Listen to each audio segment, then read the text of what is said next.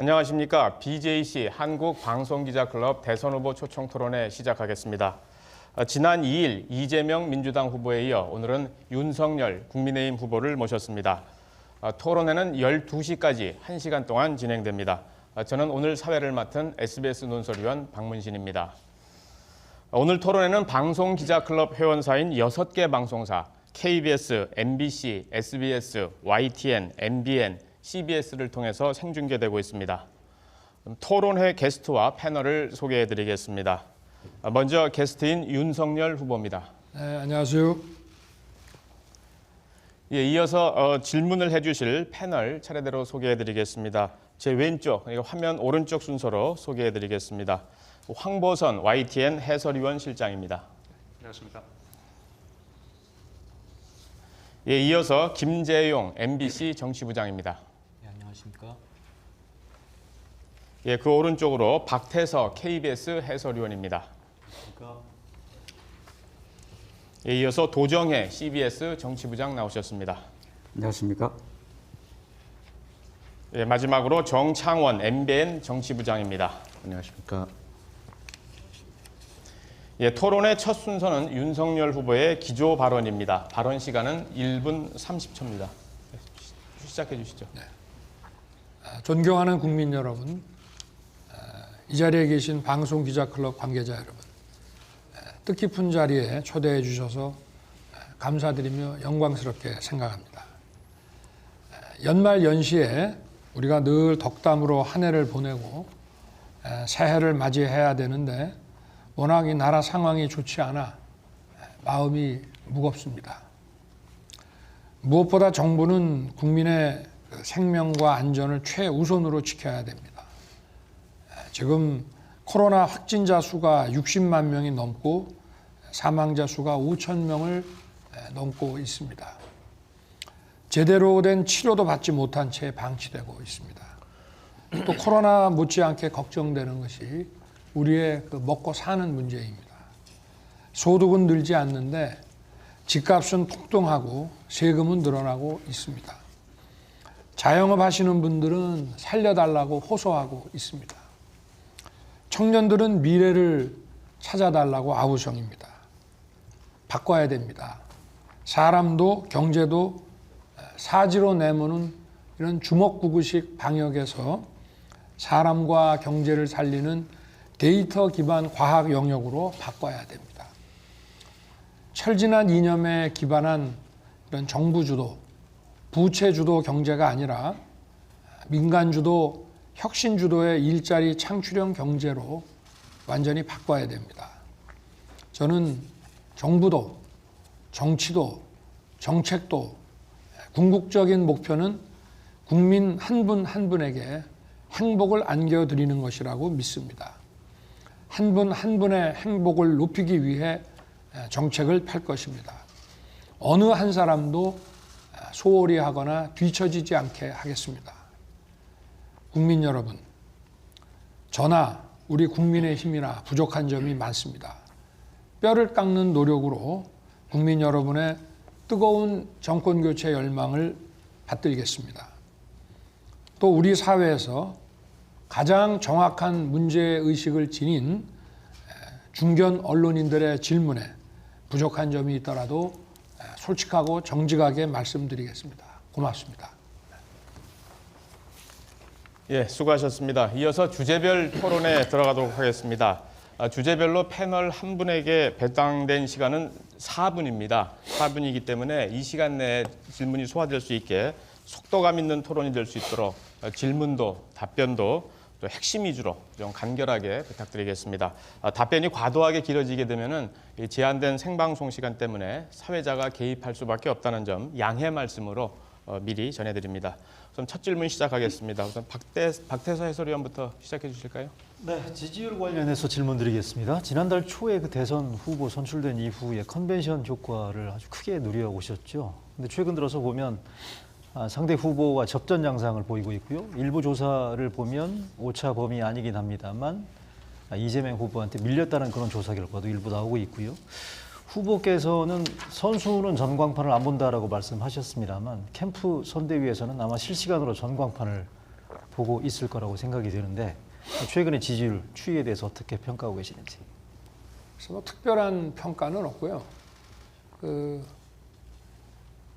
정기적으로 또 여의도 연구원이나 또 이 선대위 관계자들이 이런 지지율 추이와 또 그 원인에 대한 분석을 저한테 알려주고 또 이걸 좀 보완하기 위해서 어떤 방식의 그 선거운동을 해야 된다 뭐 이런 얘기를 듣고 있고 그저 뭐 국민 바라보고 최선을 다해서 열심히 할 뿐입니다. 네.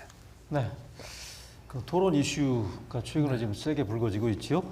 어제 후보께서 그 대장동 특검을 받으면 토론에 응하겠다라고 말씀하셨고 이재명 후보 공약 정책이 수시로 바뀌는데 토론이 별 무슨 의미가 있겠느냐라고 했습니다. 이재명 후보가 특검을 수용할지 여부, 거부하는지 여부나 공약과 정책, 말바꿈에 대해서는 아마 국민들이 평가가 따로 있을 거라고 생각이 되고요. 그런데 그동안 치러졌던 숱한 대선에서 어떤 전제 조건을 걸고서 TV 토론을 하겠다는 경우가 있었나라는 생각이 드는데 이런 부분들이 유권자들이 알 권리랄지 후보 선택권을 침해한다라는 이런 지적들에 대해서는 어떻게 답변하시겠습니까? 뭐 몇 차례 해야 될 이런 토론 아마 과거에도 뭐 그런 정도 토론을 했던 것 같고 뭐 거기에는 국민들께서 또 판단하는데 참고가 되셔야 되니까 그런 토론에는 전 뭐 당연히 응해야 되고요. 또 해야 되고 그런데 뭐 얘기하는 거 들어보니까 마치 그 국민의힘 경선처럼 이런 뭐 굉장히 많은 이런 토론을 하자고 하는 거에 대해서는 지금 과연 이 민주당 후보가 야당 후보와 어떤 국가의 비전을 놓고 이렇게 수도 없이 그 토론할 과연 그런 입장이 되어 있는가. 지금 그 야당에 대해서는 얼마 전에 뭐 공수처가 정치인과 언론인에 대해서 심지어는 기자의 그 어머니에 대해서까지 이렇게 무차별하게 정치 이 공작적 이런 수사를 벌이면서도 대장동이니 백현동이니 하는 거는 사건이 배당돼도 수사를 안 하고 있지 않습니까? 그럼 안 한다는 것은 하게 될 때 비리가 드러날 수밖에 없기 때문에 그러니까 이거는 그야말로 혐의 사실이 아니라 지금 이 검찰의 또는 이 정권의 태도를 보면 이건 확정적 범죄라는 걸 스스로 자인하는 것인데 이런 중범죄 그 확정적 거의 뭐 다른 변명의 여지가 없는 이런 후보와 국민들 앞에서 정해진 정도의 토론이 아니고 이거를 마치 미래 비전을 얘기하는 것으로서 물타기 하려는 이런 정치 공세적 토론 제의는 그걸 받아들인다는 것은 야당 후보로서 좀 취하기 어려운 태도이기 때문에 말씀을 드리는 것입니다. 그런데 정해진 정도의 토론이라고 말씀하셨어요. 그러면 그 2월 중순에 있는 법정 선거운동 기간에 법정 토론 이외에는 토론에 응할 계획이나 생각이 없다라고 이해하면 되겠습니까? 그러니까 그런 자신의 그 비리와 이런 것을 감추기 정책 매일매일 그것도 바뀌는 정책으로 물타기하기 위한 그런 식의 그 태도에는 그건 받아들이기 어렵고요. 과거의 그 전례에 따라 가지고 과거의 그 뭐 양자 대결이나 뭐 삼자 대결 이렇게 됐을 때 과거 전례에 따라서 합당한 정도 수준의 토론은 그건 뭐 당연히 해야 안 되겠습니까? 예, 수고하셨습니다. 이어서 정창원 MBN 정치부장님 질문해 주시죠. 네, 저는 부인 김건희 씨와 관련된 문제를 좀 여쭤보고 싶습니다. 부인 김건희 씨가 대국민 사과에 나섰는데 윤 후보께서는 국민이 판단해야 될 문제라고 말씀을 하셨습니다. 윤 후보 개인적으로는 부인의 사과가 충분하다고 판단하시는지 궁금합니다. 또 민주당 쪽에서는 이 국민이 아닌 남편에 대한 사과가 아니었냐 그런 식으로 비판을 하고 있는데요. 사과라고 하는 것은 그 진정성, 그 마음의 문제이기 때문에 사과를 하는 입장에서 충분하다고 말하는 것 자체가 벌써 진정성이 없는 것이라고 저는 생각합니다. 그래서 저는 제 입장에서는 저나 제 아내 입장에서는 이 사과가 충분했다 이렇게 말씀드리기는 어렵고요. 다만 진정한 마음에서 한 것이라고 말씀을 드리겠습니다. 그리고 뭐 이 정도 말씀을 드리겠습니다. 저희가 뭐 이것이 과거에 뭐 제가 결혼 전에 제 아내의 관련된 일이라 하더라도 제가 뭐 과거 일이고 아내 일이다가 아니고 지금 현재 부부고 부부는 뭐 같은 사람이기 때문에 이 부분에 대해서는 국민들께 판단을 맡겨야지 제가 뭐 거기에 대해서 언급하는 것은 그건 또 사과의 어떤 진정성하고도 맞지 않는 것이 아니냐 그런 생각입니다. 이 김건희 씨는 남은 선거 기간 동안에 조용히 반성하고 성찰하는 시간을 갖겠다고 말씀하셨는데요. 자, 그렇다면 이 선거 유세 과정에서 부인 김건희 씨와 함께 하실 생각은 있으신지 궁금합니다. 우리나라에 뭐 많은 부부들이 관계가 어떤지는 잘 모르겠습니다만은 저와 제 그 아내의 관계는 저나 제 아내가 서로에게 뭐를 강요하고 권하고 이러지는 않습니다. 기본적으로 정치는 제가 하는 것이고 또 제 집사람은 제 처는 자기 일이 있는 것이고 제가 뭐를 해달라고 요구하거나 그럴 수도 없는 것이고 온전히 제 그 정치 활동을 옆에서 지켜보면서 자신이 또 다른 후보의 그 아내나 배우자가 어떻게 하는지를 보고 본인이 판단할 문제가 아닌가. 그리고 저도 뭐 강요하거나 권할 생각은 없습니다. 네. 자, 이번에는 그 김건희 씨 이 석사학위 논문에서 이 표절 정황이 발견됐다는 그런 의혹이 제기가 됐는데요.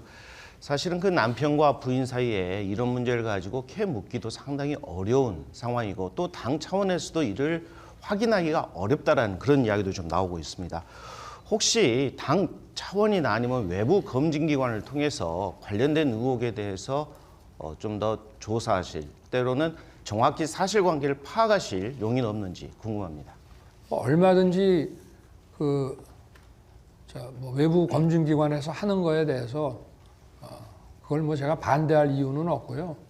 저도 어제 오후 늦게 뭐 그 보도를 뭐 접했습니다만은 자세한 내용은 알지는 못하고 다만 이제 선대위에서 뭐 관련된 거를 쭉 조사를 해서 그 언론에 얘기한 거를 제가 봤는데 그게 아마 과거에 그 김현미 국토부 장관 케이스하고 다르지 않았다. 그리고 그 당시에도 그 당시 기준에 의해서 인사청문회 때 문제 없는 것으로 그런 결론이 났었다는 얘기만 전 들었고 자세한 얘기는 알지 못합니다. 예, 수고하셨습니다. 이어서 도성의 CBS 정치부장님 받아 주시죠. 이 후보님, 그 이준석 대표와 갈등이 좀 심상치 않은 것 같습니다. 바깥에서 지켜보는 저희들도 사실 좀 아슬아슬한데요. 아무리 젊다고 해도 제1야당 대표인데 당 내부에서 철딱서니가 없다. 이런 좀 민망한 말까지 나오고 또 초선 의원들을 중심으로는 이준석 대표가 이제 사퇴해야 된다. 이런 주장까지 나오면서 좀 이 대표를 사면 초과로 좀 몰아가고 있는 것 같은데 이런 움직임 좀 어떻게 보시는지 혹시 이 대표가 그 선대위뿐 아니라 당 대표직에서도 물러나야 된다. 이렇게 혹시 보시는지 궁금합니다. 뭐 연령이 30대라 해도 그 선거를 통해서 당 대표까지 또 오른 분이고 그리고 벌써 10여 년 이상을 또 이 여의도 정치에 경험을 한 분이기 때문에 저는 그 본인의 책임, 그 당대표로서의 역할 이런 것에 대해 잘 아실 것이라고 생각을 하고요. 그리고 또 이것이 향후에 또 본인의 정치적 그 입지 내지는 성취와도 직결되는 문제이기 때문에 지금은 뭐 밖에서 그런 식으로 본다 하더라도 이준석 대표가 자기가 해야 될 일에 대해서는 정확하게 판단해서 잘 하실 것으로 저는 믿습니다. 그 후보님 어제 선대회의에서 이런 말씀도 하셨습니다. 네. 누구도 제3자적 논평가나 평론가가 돼서는 곤란하다. 이준석 대표를 비판한 것으로 이렇게 해석이 되고 있는데 그래서 이 대표가 바로 그게 바로 민주주의다 이렇게 또 반박을 했습니다.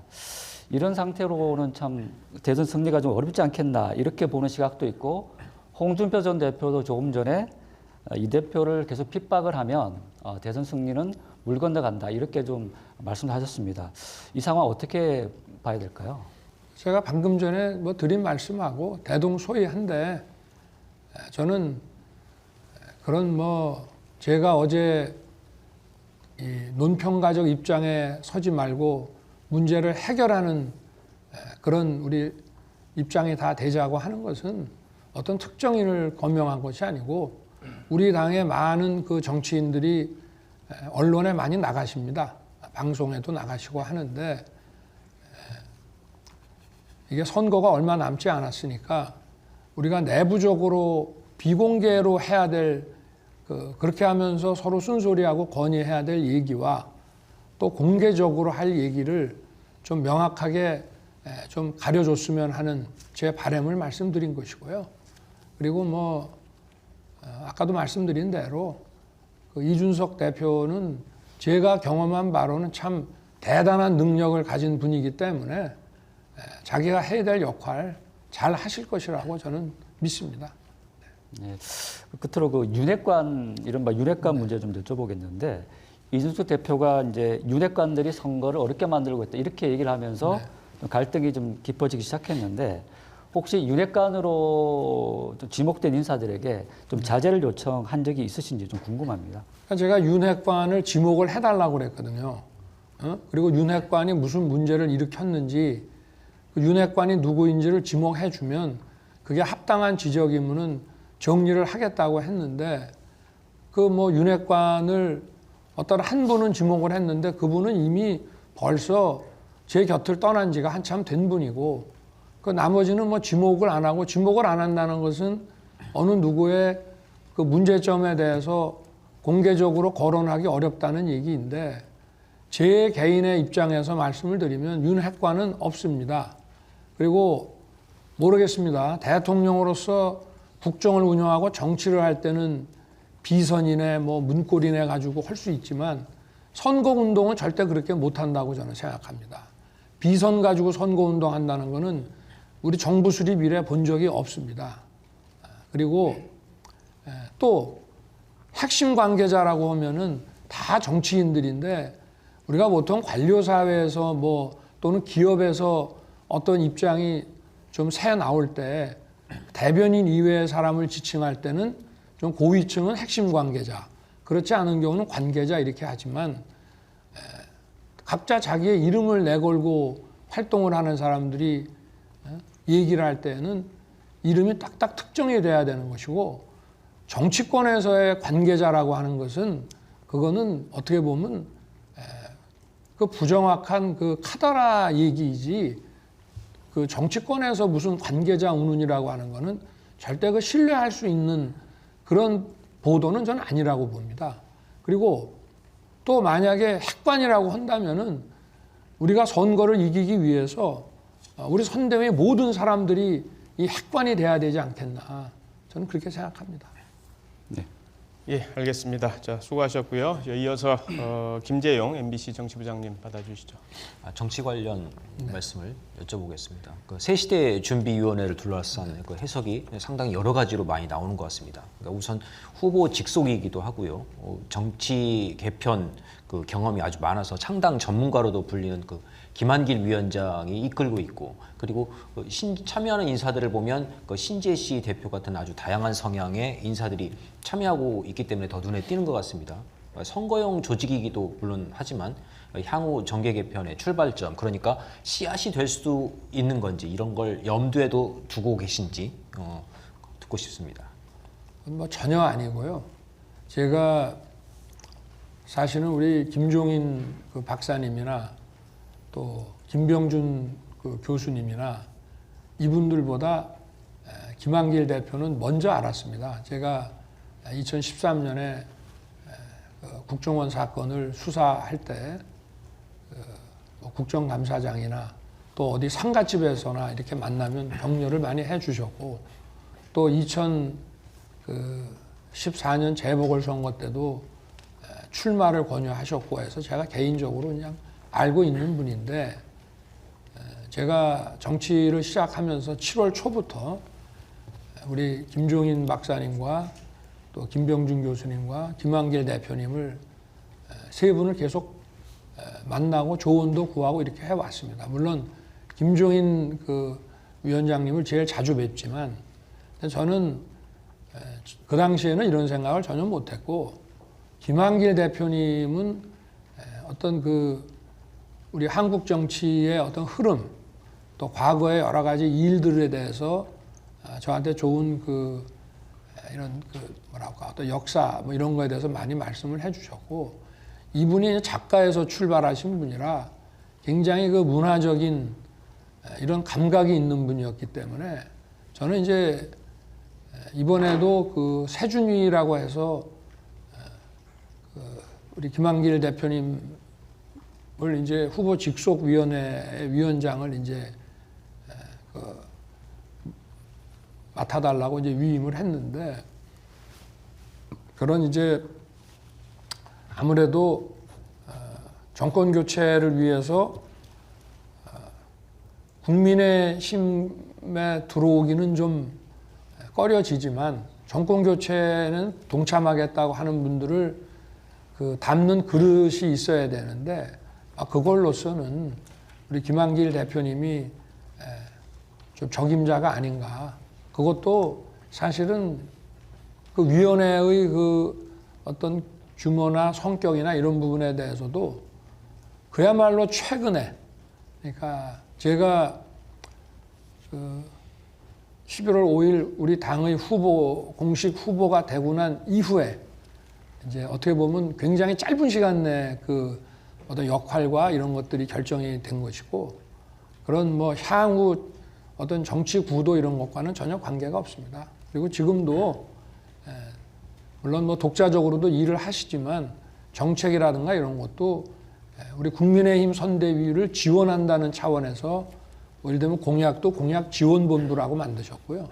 그래서 그런 것은 뭐 전혀 상상할 수 없는 것이고, 그렇게 보는 시각도 있겠지만, 저는 우리 김한길 대표님의 그 어떤 좀 일반 정치인하고는 좀 다른 그런 문화적인 감각, 이런 점들에 대해서 좀 많은 도움과 조언을 받고 있습니다.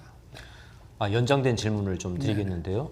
그 새시대 준비위원회 목적을 두고서 결국은 막판에 어떤 안철수 후보와의 단일화, 걱정의 단일화를 염두에 두는 게 아니냐라는 해석도 사실은 나오고 있습니다. 김민전 교수를 영입한 부분도 그런 측면이 좀 있다고 생각이 들고요. 그렇다면 이제 단일화 가능성이 열려 있는지, 있다면은 핵심 조건은 또 무엇인지 여기에 대한 말씀을 좀 듣고 싶습니다. 그래서 저는 그 두 분이 과거에 그 새정치민주연합을 함께 하신 거는 알지만, 두 분이 현재도 그렇게 내밀하게 소통을 하시는지에 대해서는 전혀 아는 바가 없고요. 또 김민전 교수도 제가 아주 오래 전부터 그분의 그 언론 칼럼이라든가 이런 것들을 읽으면서 참 그 당시에는 아주 오래 전이라 참 젊은 그 여교수인데 참 그 인사이트가 있구나, 이런 생각을 제가 해왔고, 또 이런 그 뭐 강적이나 이런 프로들을 보면 참 말씀을 참 잘하고 되게 그 판단이 참 정확하다. 그래서 제가 모시려고 생각을 했는데, 그분들이 뭐 이렇게 가까운 건지는 저는 전혀 모르겠습니다. 네. 끝으로 한 가지만 더 여쭤보면은, 그 결국 당선이 된다면은 그럼에도 불구하고 이제 170석이 넘는 거대 야당을 상대를 해야 하잖아요. 그러면 이제 정치를 하기가 쉽지 않은 상황이 될 텐데, 그렇다면 신당 창당설 이런 가능성이 그래서 이제 흘러 나오잖아요. 그럼 여기에 대한 어떤 그 염두를 두고 계시는 건지, 이 부분도.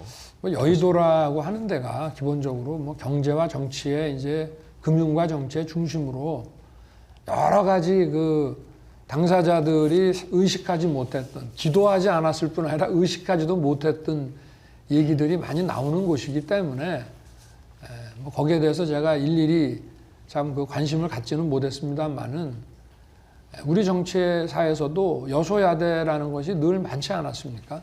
근데 여소야대라 그래서 일을 못한 것도 아니고 다 또 궁극적으로는 그 행정부를 주인 쪽에서 얼마나 소통하려고 노력하느냐에 따라서 또 의회 협조를 받아가지고 또 다 결국은 이제 국민을 바라보고 해야 되는 일들이기 때문에 저는 그 여소야대면은 국정을 끌고 가기 어렵다. 아무래도 그 반대인 경우가 훨씬 유리하겠지만은 지금 이 문재인 정권이 그 행정부를 쥐고 있고 국회 180석 갖고 있어서 과연 성공한 그 이런 행정과 그 정치를 했다고 국민들 누가 인정을 합니까? 오히려 무도하게 마음대로 하다가 국민들의 그 외면만 받게 됐기 때문에 저는 이 여소야대라는 게 나쁘지 않다고 생각합니다. 예, 뭐 하고 싶은 말씀이 많다 보니까 답변이 조금씩 길어지는 것 같습니다. 제한된 시간이 있다는 것, 저기 유념해 주시고요. 자, 다음 질문으로 넘어가도록 하겠습니다. 황보선 YTN 해설실장님 받아주시죠. 네, 저는 후보님의 실언 논란 관련해서 좀 질문을 드리겠습니다. 일일 실언 이렇게 이제 언론에서 특히 여당에서 이렇게 얘기를 하는데, 자 그렇다면 이게 분명히 윤 후보님의 지지율을 깎아먹는 건 분명해 보이는데, 일단 이게 후보님의 잘못입니까? 아니면은 참모진들이 좀 잘못해서 그런 겁니까? 뭐 제 잘못이죠. 이거를 예. 제 진심과는 다른 실언이라고 말씀을 해주셔서 감사합니다. 예. 자 그리고 이게 취중 진담이라는 말도 있고요. 또 실수가 반복되면 이게 실수가 아니라 실체다, 이런 시각도 있습니다.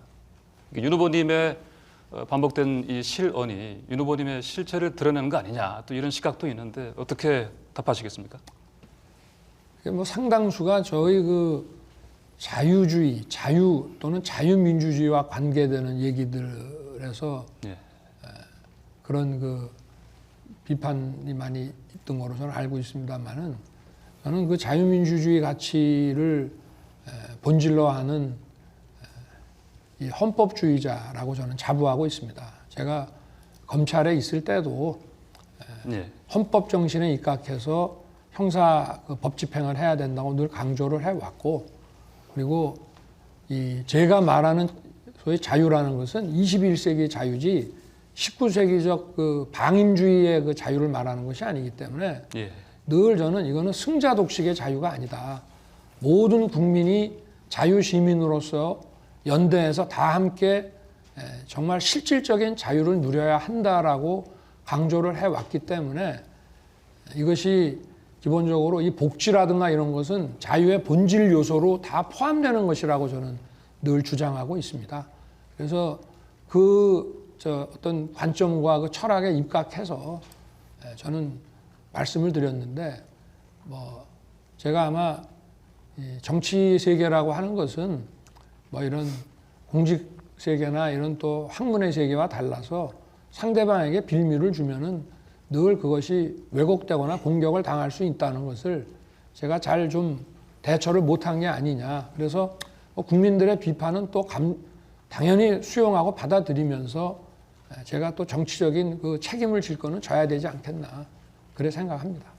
좀 아프시겠지만은 몇 개만 좀 되짚어 보겠습니다. 전두환 정치는 잘했다. 자, 부득이하게 국민의힘 선택 입당, 그리고 수입된 이념에 사로잡혀서 민주화 운동, 그리고 극빈 생활을 하고 못 배운 분들 자유의 필요성을 느끼지 못한다, 이런 발언하셨는데, 혹시 이 중에서 언론이 그 앞뒤 맥락을 다 끊어버리고 보도했다, 그래서 좀 억울하다, 해명 꼭 하셔야겠다, 이게 혹시 있습니까?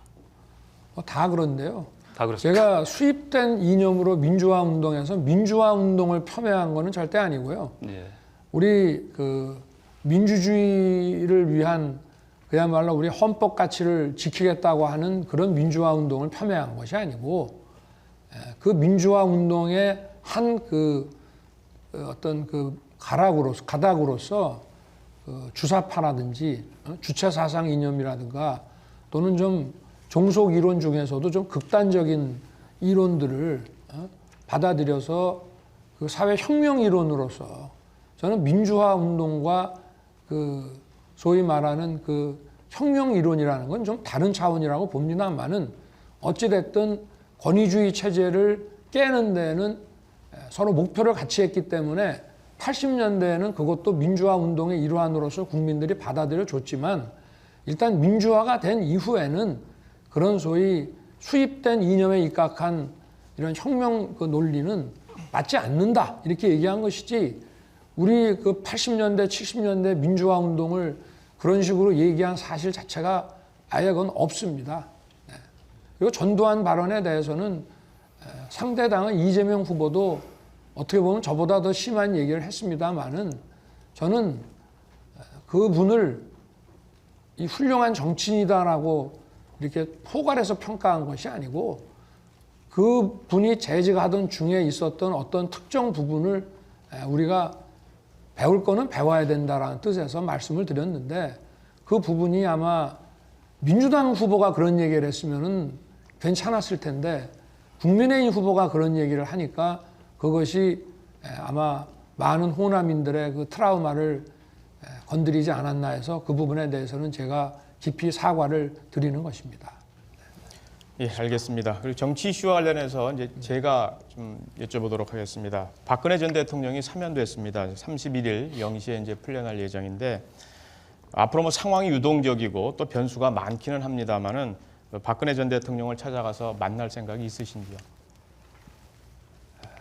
글쎄 뭐 제가 공직자로서 탄핵 소추가 되고 또 기존 검찰에서 특수본에서 넘어온 사건을 제가 뭐 그 당시에 우리 박근혜 대통령께서 탄핵 이후에 그 구속 조치된 것을 저희가 담당하지는 않았습니다만은 그 이제 원인이 되는 그 삼성 사건을 저희가 했고 또 제가 중앙지검장이 된 이후에 그 몇 가지의 그 여죄에 대해서는 저희가 수사를 했습니다만은 제가 아무리 뭐 그 공직자로서 제 직분에 의한 일이었다 하더라도 정치적으로 또 정서적으로는 대단히 그 미안한 그런 마음을 인간적으로 가지고 있기 때문에 그분의 지금 건강 회복이 우선인 상황에서 제가 그분을 뵙겠다고 찾아가는 것이 우리 박 대통령의 그 건강 회복에 과연 바람직하겠느냐. 그래서 지금은 우리 박근혜 전 대통령의 조속한 그 건강 회복을 바랄 뿐입니다. 예, 그리고 이제 사면과 관련해서 이명박 전 대통령은 사면에 포함되지 않았습니다. 왜 포함이 안 됐다고 생각하시는지 그리고 만약에 대통령이 된다면 이명박 전 대통령을 사면할 용의가 있으신지 이 두 가지도 같이 여쭙고 싶습니다. 뭐 저는 전직 대통령이라고 하면은 이제 퇴직을 하셨더라도 어느 분이나 다 상당한 어떤 그 국민들의 한때 지지와 이런 것을 받았고 또 어떤 과오가 있어서 그 지지가 철회됐다 하더라도 또 그분들에 대해서 새로운 권력이 이 어떤 처벌을 한다고 또 나설 때에는 많은 분들이 저항을 할 수 있습니다. 심정적으로. 그래서 전직 대통령에 대한 이 그 사법 그 처리라고 하는 것이 굉장히 국민 통합에는 대단히 부정적입니다. 정치적으로 봤을 때는. 그러나 또 이 법치라는 것과 이 늘 충돌되는 부분이 있기 때문에 저는 그 법치라고 하는 사법적인 판단과 국민 통합이라고 하는 정치적인 그 어떤 결단 내지는 그 판단은 좀 서로 차원을 달리하는 것이고 잘 우리 국가 발전과 국민의 그 미래를 위해서 이것이 잘 조화돼야 된다 하는 그런 생각을 갖고 있습니다. 그래서 어떤 전직 대통령이든지 저는 과거에 그 노무현 대통령에 대한 검찰 수사가 있을 때에도 수사팀이 저한테 어떤 의견을 물어오면은 저는 하여튼 조속하게 처리를 하고 무리는 안 하는 것이 좋다. 그런 제가 또 얘기를 했고 물론 수사팀도 애로사항이 늘 많았겠습니다만은 어찌됐든 간에 전직 대통령이 이 장기간 수감되는 모습이 어느 국제적으로나 우리 국민의 그 미래를 위해서나 그게 과연 바람직한 것이냐에 대해서는 많은 어떤 의문을 가지고 있습니다. 그래서 저는 뭐 이명박 대통령도 박근혜 대통령보다 더 고령이시고 건강 상태도 좋지 않으신 거로 알고 있는데 이 부분에 대해서는 현재의 여론조사만을 가지고 판단할 것이 아니라 이런 그 사명권을 이걸 대통령에게 헌법이 부여했을 때에는 우리 미래의 그 국가 발전을 위해서 미래의 국민 통합을 위해서 대통령에게 이런 고권적인 판단 권한을 준 게 아닌가. 그래서 그런 각도에서 판단을 해야 된다고 저는 생각합니다. 예, 수고하셨습니다. 지금 정치 이슈 중심으로 이제 한 바퀴가 다 돌았습니다. 그 여론조사 추이라든가 부인 김건희 씨에 대한 의혹 문제라든가 당 내부 갈등 문제, 또 야권 후보 단일화 문제, 그리고 사면과 관련된 전직 대통령 사면에 대한 의견과 정국 구상, 뭐 이런 것들에 대한 정치 이슈 중심의 얘기가 이제 한 바퀴 도는 것 같고요.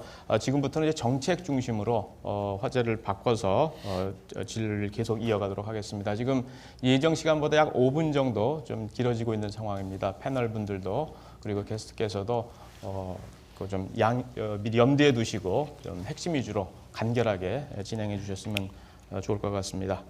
정창원 MBN 정치부장님. 네, 저는 부동산 정책에 대해서 좀 여쭤보도록 하겠습니다. 윤 후보께서는 이 재임 기간 중에 그러니까 5년 동안 수도권 130만 홀 포함을 해서 총 250만 홀 공급을 하겠다고 밝히셨습니다. 사실 그 정도 숫자라면 한 해 50만 호인데 지금도 그 정도는 공급이 되고 있다. 이게 확실한 대책이 될 수 있겠느냐 그런 지적이 나오고 있는데 윤 후보 생각이 궁금하고요. 또 이번에 그 3기 신도시가 한 40만 호 정도 공급이 됩니다만 이걸 제외하더라도 90만 호를 재임 기간에 마련을 해야 됩니다. 이 역시도 쉽지 않을 것 같은데 어떤 보관을 갖고 계십니까? 네, 물론 현 정권이 이 부동산 그 규제를 통해 가지고 그 민간의 공급이 많이 억제되도록 했습니다만은 결국은 이 엄청난 그 수요 때문에 그런 가운데서도 연간 뭐 수십만 호씩 공급이 계속 돼 오긴 했습니다. 그런데 왜 이런 수요 부족에 공급 부족에 의해서 가격이 치솟았느냐? 필요한 곳에 공급이 안 됐기 때문입니다. 서울, 대도시 이런 필요한 곳에 과감하게 규제를 풀어서 우리가 지금 과거에 뭐 아파트 층수가 낮았지만 고층 아파트로 지금 다시 재건축이 되고 개발이 된다고 해서 그 뭐 환경이 더 나빠졌다거나 또 아파트의 그 고층 아파트들도 굉장히 살기 좋은 고급 주택으로 이렇게 바뀌어 갔는데 저는 규제를 풀어서 필요한 곳에 수요에 맞는 그런 주택들을 대단위로 공급을 해야 된다고 보고 있고요. 그래야만 그 부동산 가격을 좀 안정화시킬 수가 있고 그래서 이제 정부는 사회적 약자, 청년, 뭐 주거 이 취약 그 계층에 대한 그런 부분만 공공개발로서 막 담당하고 나머지는 그 민간에 좀 규제를 풀어가지고 신규 주택을 건설해서 시장에 공급되도록 그 유인을 하면은 이런 그 아파트 값이 막 치솟을 정도의 그 수요 공급의 그 격차를 줄일 수 있겠다. 그리고 이런 정부의 조치만으로서 그 단기간에 주택 이 시장에 그 바람직한 시그널을 줘가지고 주택 가격이 계속 치솟을 것이다. 그렇지 않을 것이다라고 하는 그 어떤 믿음을 시장에 갖게 하는 것이 중요하다고 생각합니다. 네, 한 가지만 더 여쭤보도록 하겠습니다. 이 최근에 이 청년들의 주택 마련이 쉽지가 않습니다. 젊은 세대들 입장에서 보면 아파트 가격도 크게 상승을 하고 특히 대출을 막아놔서 도저히 내 집을 마련할 수 없다. 그런 아우성이 나오고 있는데 이런 젊은 세대들을 위한 주택 특별한 보관이 계시는지 궁금합니다. 한 세 가지 정도로 말씀을 드리면요. 일단은 제가 한 50만 호의 그러니까 연간 한 10만 호 임기 중에 그래서 청년주택 6만 호, 역세권 첫집주택 4만 호 이렇게 해가지고 일단 청년주택 6만 호를 5년간 좀 공급을 할 생각이고요. 이거는 이제 원가로 해가지고 소위 LH에서 공급하는 것보다 훨씬 싸게 그야말로 들어가는 비용 그다음에 금융 비용까지만 딱 포함한 것이기 때문에 심지어는 이제 로또 주택 아니냐라는 얘기를 들을 정도의 가격으로 이제 공급을 하는 것이 하나 있고요. 그리고 두 번째는 대출을 이제 좀 많이 해줘가지고 왜냐하면 청년은 앞으로 미래에 그 수익 돈을 벌 수 있는 기간이 많이 남아 있기 때문에 좀 LTV를 좀 높여도 크게 부동산 대출 채권이 부실화될 가능성이 거의 좀 적습니다. 그래서 대출을 좀 많이 해주는 방안 하나 하고 그 다음에는 이제 주택 시장에 적정한 주택이 공급되도록 해서 가격을 안정시키게 되면은 또한 집값이 치솟거나 이러질 않기 때문에 많은 사람들이 이제는 굳이 내가 보유하고 있는 자산을 다른 쪽으로 재테크를 하던가 해서 쓰지 이 큰 자산을 집을 내가 깔고 앉아 있는데 쓸 필요가 굳이 없지 않느냐 해서 전세나 이런 월세 같은 쪽으로 전환이 되면서 또 청년들이 집을 구할 수 있는 그런 룸이 좀 넓어지지 않겠냐. 그래서 그런 부분하고 그 다음에 이제 청년들을 위한 직장과 가까운 곳에 좀 소규모 원룸형 그런 임대 주택들을 좀 많이 공급을 해서 직장 가까운 곳에 일과 함께 할 수 있는 그런 주택을 좀 공급하는 거 이런 정도의 생각을 지금 현재 하고 있습니다. 예, 수고하셨습니다. 박태석 KBS 해설위원님 질문 이어가 주시죠. 네, 청와대 운영 계획 질문 드려보겠습니다. 당선되시면 제2부속실 폐지하겠다라고 말씀하셨습니다. 이게 청와대 군사를 빼기 차원으로 아마 말씀하신 것 같은데, 근데 이제 정치권 안팎에서 받아들이기로는 이건 배우자 문제에 대한 대응이 아닌가 이런 해석들이 유력한 것 같습니다. 근데 대통령 배우자라는 그 자리가 외교 등에서 어쨌든 대통령 부인의 역할이라는 측면에서 무게감이 적지 않은데 또 경호랄지 일정이랄지 이런 조직을 담당하는 그걸 아예 안 둔다는 게 현실적으로 가능한지 답변이 가능할까요? 이거는 제 처에 대한 얘기가 나오기 전부터도 과거에 청와대 근무 경험이 많은 저희 선대위 관계자들하고 이미 얘기를 했던 것이고요. 그리고 그럴 필요가 이제 없다.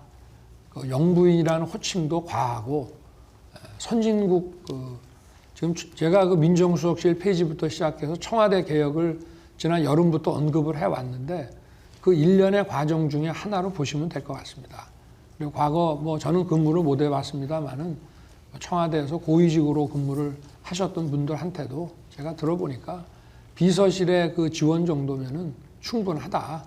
그리고 대통령의 가족에 대해서 법적으로 아예 딱 지위를 규정해 놓은 나라들도 있고 그렇지 않은 나라가 있는데 법 외적인 그런 특수한 보장을 해주는 것은 그건 법치주의에 맞지 않는 거라고 저는 생각하고 있습니다. 하나 더 있습니다. 청와대 개혁 관련해 가지고요. 언론 인터뷰에서 보니까 민정수석실을 폐지하겠다라고 말씀하셨어요. 이게 현재 제왕적 대통령제의 폐단을 잘 보여주는 그런 곳이기 때문에 민정수석을 폐지하겠다고 말씀하셨는데 현재 장모께서 재판받고 가족 등이 지금 수사 중인 상황에서 이게 지금 측근 비리를 그동안 담당해 왔던 민정수석실을 폐지하겠다는 그런 공약이 네. 이게 액면 그대로 받아들여질 거라고 생각하십니까? 어떻습니까?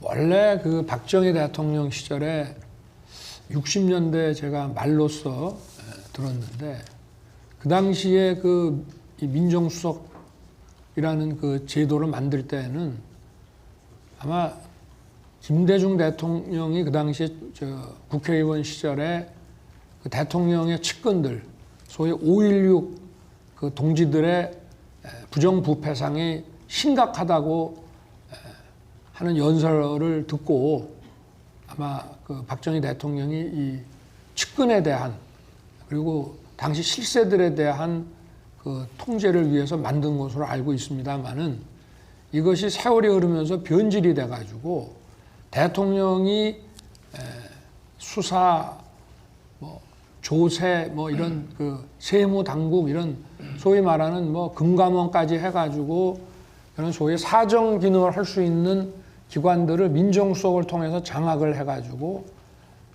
자신의 그 정치적인 반대 그 세력을 이걸로써 좀 합법을 위장해서 통제하는 경우가 비일비재했기 때문에 이 민정수석이 원래는 청와대부터 단속을 해야 되는데 그 본연의 기능에서 완전히 벗어났습니다. 그래서 저는 민정수석이 이런 식으로 운영되는 것은 검찰 수사는 검찰에 맡기고 경찰 수사는 경찰에 맡기고 또 국세청이나 금감원은 그 지휘 계통에 따라서 하게 일을 놔두고 이제 대통령실과 뭐 가족 또 우리 내각 이런데 그 각종의 그 업무나 일 처리가 합법적으로 될 수 있도록 사실 미국 백악관에는 법률가들이 많습니다. 법무부에서 어토니 하던 사람들도 많이 들어가 있는데 이게 뭐냐면 바로 그 대통령과 대통령 주변 그리고 내각의 행정부의 일들이 헌법과 법률에 부합하게 그 벗어나지 않게 하기 위한 그 스크린을 하는 그런 조직들인데 그거는 대거 두더라도 이 사정기관을 관장하는 그런 조직은 대통령실에 두지 않겠다. 대통령은 법을 지키면서 국가의 어떤 정책을 주도하는 데지 누구를 사정의 중심이 되는 것은 저는 맞지 않다고 생각합니다. 네. 예, 수고하셨습니다. 굉장히 시간이 지금 많이 걱정이 되는 그런 상황인데요. 황보선 YTN 해설실장님 이거 받아주시죠. 자, 이번에 저는 정년 관련 질문을 좀 드리겠습니다. 우리나라 고령화 속도가 OECD 회원국 중에서 제일 높습니다. 그리고 합계 출산율이 0.81입니다. 세계에서 제일 낮습니다. 특히 서울은 0.61입니다. 자, 그러면 이 생산 가능 인구가 분명히 급속히 줄어들 것입니다. 그래서 이런 상황 때문에 정년 연장해야 한다. 이런 목소리가 높아지고 있습니다. 여기에 대한 생각 좀 여쭙고 싶습니다. 지금 뭐 정년에 도래한 분들도 굉장히 건강하고 또 일할 수 있는 역량을 가지신 분들이 뭐 거의 대부분이고 그래서 일본을 비롯해 가지고 이런 실제로에는 정년이 연장되는 경우들이 많이 있습니다. 그런데 이거를 이제 일자리는 지금 우리 경제 성장이 저성장 기조에 완전히 빠져 있고 실질 성장률은 제가 볼 때 일반 기업은 0%라고 봐야 되는데 이게 그 일자리가 새로 나오질 않기 때문에 이 정년의 연장이라는 것이 결국은 또 청년의 일자리하고 트레이드 오프 관계에 있을 수밖에 없습니다. 그래서 이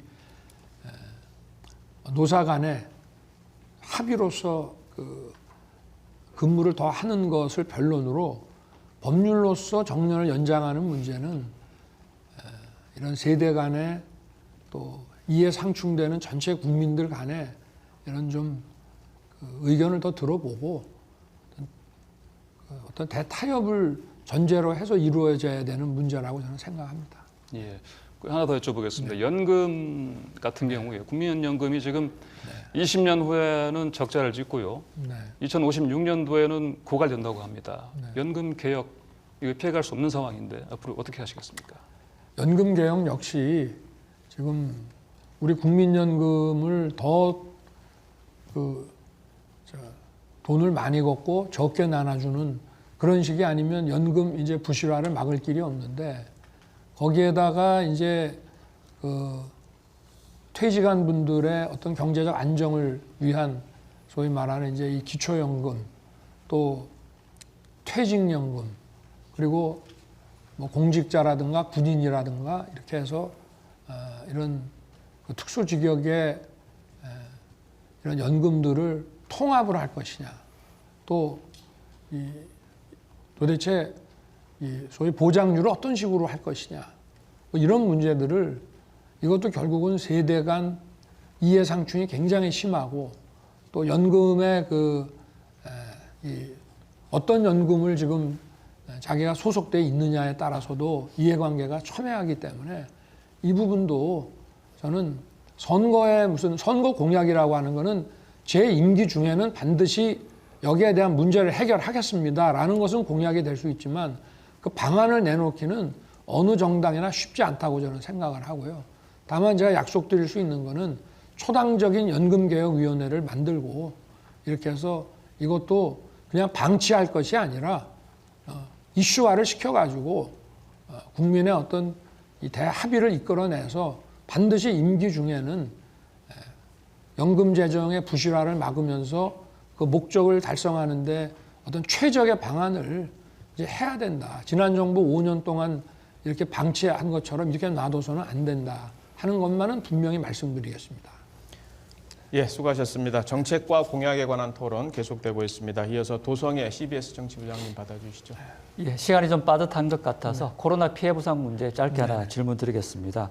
자영업자들 고통 너무 커지고 있고 그래서 이재명 후보가 후보께서 얘기한 그 100조 원 지원 대선 끝나고가 아니라 지금 당장 논의하자 이렇게 촉구하고 있는데 또 윤석열 후보 공으로 돌리겠다 이렇게 얘기도 하고 있습니다. 또 응할 생각 있으십니까? 네, 얼마든지 지금 응할 용의가 당연히 있는데요. 그냥 논의해가지고 마치 아까도 제가 말씀드린 것처럼 정책을 빙자해가지고 물타기를 할 것이 아니라 현실적으로 지금 180석 정당의 공식 후보가 됐으니까 행정부에 얘기를 해서 뭐 추경이든지 뭐든지 방안을 올려놓고 그리고 거기에 대한 처리 방안 이걸 도대체 어떤 식으로 그 우리 소상공인 자영업자에게 이것을 분배할 것이냐. 저희는 이미 8월 달에 그 얘기를 다 했습니다. 그리고 일단은 50조 정도로 먼저 지출 구조 조정을 통해서 조성을 해가지고 이거를 지수화 등급화하고 이거를 분배해 주는 그 알고리즘을 개발을 해가지고 합당하게 그 어떤 피해 정도에 상응하게 이 재정을 이렇게 분배를 해줘야 되는 거 아니냐. 그런데 지금 이 정부는 코로나 방역부터 의료적인 대처나 또는 이런 소상공인 자영업자 그 피해자에 대한 지원 문제도 아무런 데이터 기반 없이 어떤 과학적 알고리즘 만들어 놓지도 않고 그냥 돈을 100만 원씩 나눠준다 이런 식으로 하고 이걸 마치 선거용으로 지금 그냥 써먹기만 하려고 하는데 그래가지고 국민들이 요새 우리나라 국민들이 얼마나 정말 현명한데 통하지도 않거니와 그런 정치쇼에 저희가 야당이 그걸 동원될 이유가 있겠습니까? 구체적인 내용을 가지고 오라 이거죠. 네. 예, 수고하셨습니다. 이어서 마지막 질문이 될 것 같습니다. 김재영 MBC 정치부장님 계속 이어가 주시죠. 네, 저는 남북 관계 짧게 여쭤보겠습니다. 다 아시는 것처럼 남북 문제, 북미 문제 두 대화가 이제 전부 답보 상태죠. 3년째. 만약에 집권을 하신다면은 제일 어떤 일부터 추진하실 것인지 그리고 만약에 이러한 제2 일을 추진에도 불구하고 북한이 쉽게 대화에 응하지 않을 경우에는 그 상황을 돌파할 수 있는 어떤 보관이 있으신지 이거를 여쭤보고 싶습니다. 네. 어떤 일을 먼저 한다는 그런 식의 이제 이 정권 같은 이런 정상 만남이라는 이런 쇼를 할 것이 아니고 저는 먼저 철학과 입장을 정확히 정해야 되는데요. 중간자가 아니고 저희는 북미 관계의 중간자가 아니라 북한 비핵화와 이 남북 관계를 정상화해서 지속 가능한 항구적인 평화 체제를 만들어 가야 될 우리는 당사자입니다. 먼저 당사자라는 인식을 명확히 해야 되고, 남북 문제라고 하는 것이, 남북한 문제라는 것이 남북한의 그런 소위 말하는 자주적인 방식으로 해결될 수 없는 문제라는 것은 국민들도 다 아십니다. 이거는 국제관계를 통해서 해결이 돼야 될 문제이고, 그리고 가장 중요한 당사자라면 당사자, 이 관여자가 될 수 있는 데가 바로 미국이고요.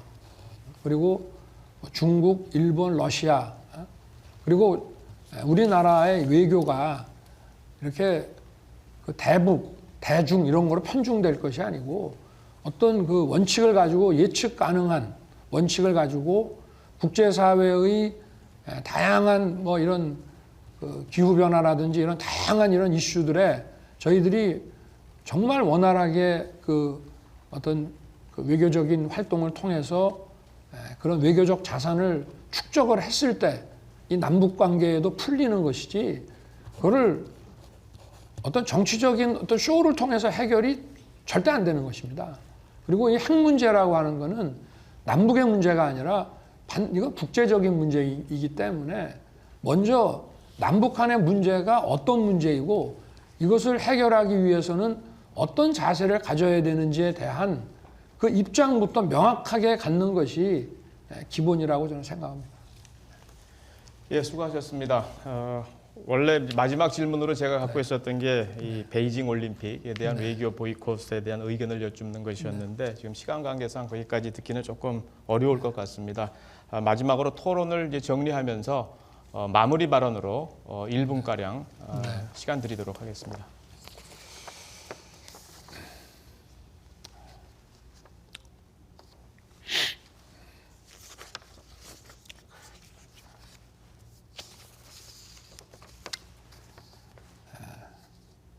토론을 시청해 주신 국민 여러분과 함께해 주신 우리 중견 언론인 여러분께 깊이 감사드립니다.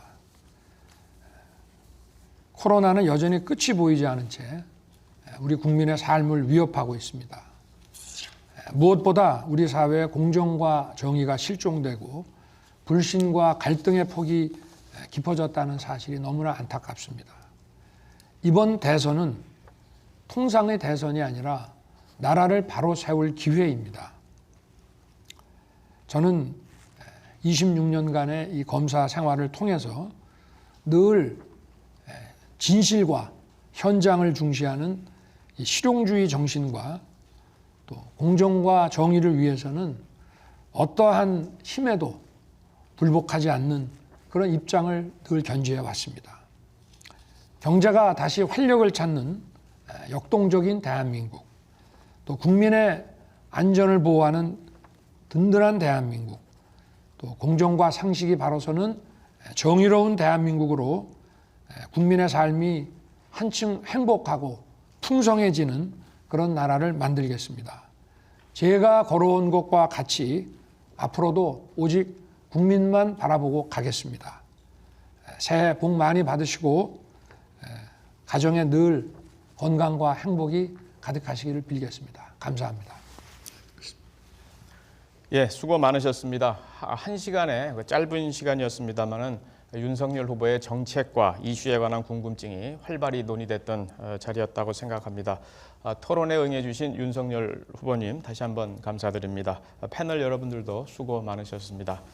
토론회를 마치겠습니다. 감사합니다.